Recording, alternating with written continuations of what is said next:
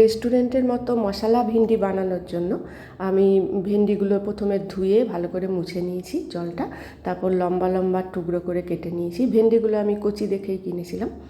এবার পেঁয়াজগুলোকে একটু ছোট করে কিছু টুকরো করলাম, কিছুটা একটু বড় বড় টুকরো করলাম। তারপর ভেন্ডিগুলো ভেজে নিলাম, একটু কম তেলেই ভেজেছি। ভাজা হয়ে গেলে আমি পেঁয়াজগুলোও ভেজে নিয়েছি, বড় বড় টুকরোগুলো আর কি।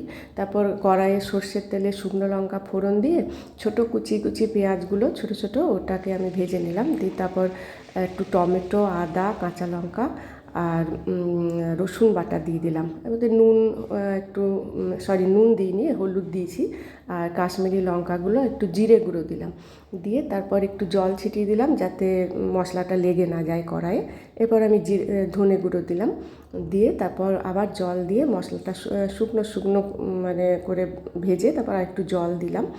জল দেওয়ার পর যখন মশলাটা বেশ ভাজা ভাজা হয়ে এসছে, তখন আমি ওই ভেজে রাখা